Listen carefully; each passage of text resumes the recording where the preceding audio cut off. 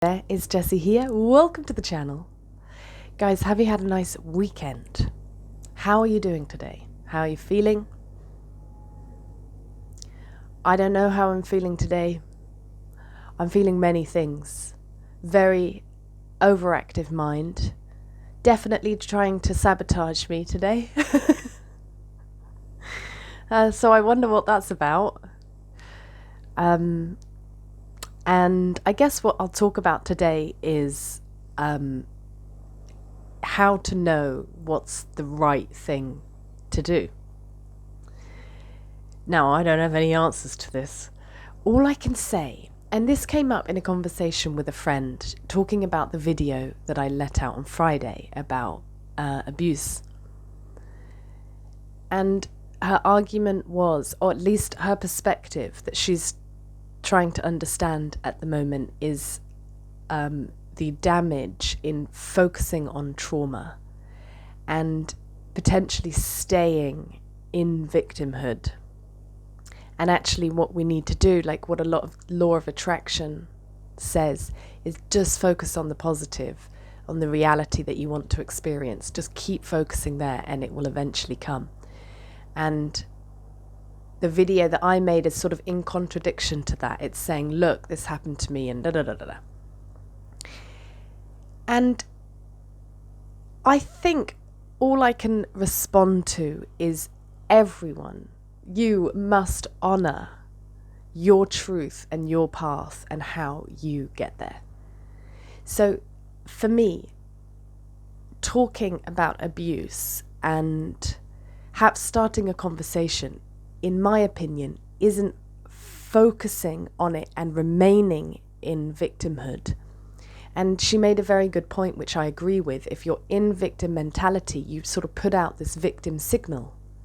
And energetically, life will respond with a perpetrator. So you're fulfilling your unconscious needs. That I agree with. But when I make a video and I claim it, it's not to remain in victim mentality. It's to acknowledge at one point in my life I was victimized as a child. That has had repercussions in my adult life as I have remained in victim mentality. And now as an adult, I can acknowledge where I was victimized. And in that acknowledgement, I can go forward with my life, not repeating that pattern, which is asking to be looked at. That's why I keep drawing it in. And it was incredible, actually, making that video for me, because putting it out there on the internet was a way to really acknowledge it and actually I really do apologize if me talking about that subject came across a little light-hearted or unserious. It's, as I've talked about before, one way that I cope with really difficult things. And I'm not always in contact with the emotional side of things. Like, I disassociated as a child, so as a coping mechanism, so that still happens to me as an adult. So I can talk about seemingly horrific things with quite a calm demeanor. I don't know if I'm disassociating. I don't know if I have moved through the grief of it, and therefore I'm able to come at it quite objectively. I don't know, for sure. I don't think it matters. So just bringing that up, really, I don't even know if I've made much of a point here, but for me it's very important to acknowledge the reality to move through these programs that we're in.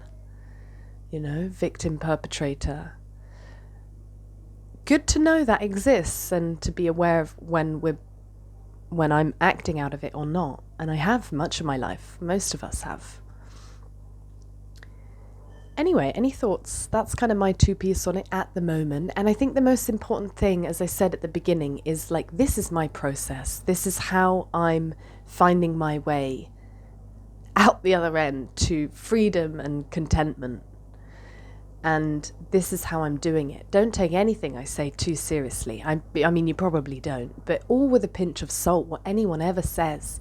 And it's absolutely all right to disagree with the way they're doing things. That's okay. There's logic to people's madness, you know. There's always a reason. And I have a really nice anecdote for this.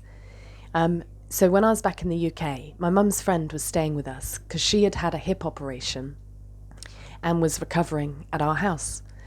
And she told me she's a bit of a hoarder, right? She hoards things. And part of when she was staying there is we were talking about how, okay, maybe she needs to declutter the home and get some things out because it's really, really a lot of stuff. And she told me this story of a friend that she had who she met in a charity shop many years before. This friend was about 10 years older than her.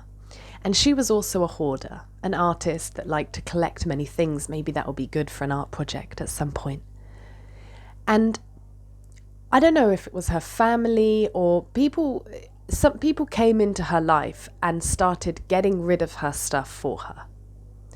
So, they saw it as a problem. We need to clear out your house. You're not doing it, so we'll do it. And they cleared out loads of her stuff. Shortly after, she got very ill, then had to go to a nursing home because she wasn't able to look after herself, and a few weeks later died. Now, when I was told that story, it felt clear. This was my intuitive hit on the story. Take it or leave it.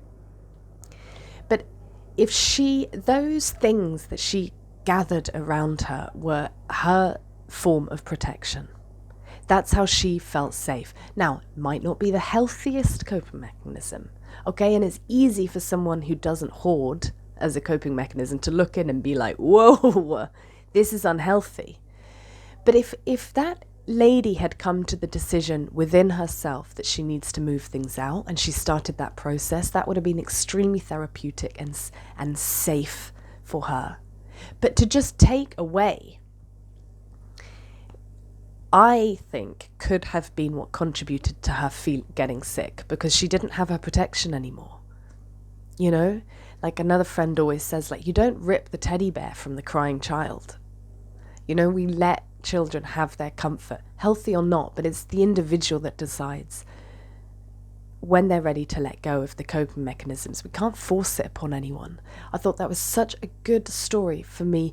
Whether that was what happened or not, this is how I've understood it, and this is how it helps me understand that there's intelligence to people's coping mechanism, and it's easy to look in and say that's wrong or that's not going to help you, da-da-da-da. But you don't know. We don't know, do we?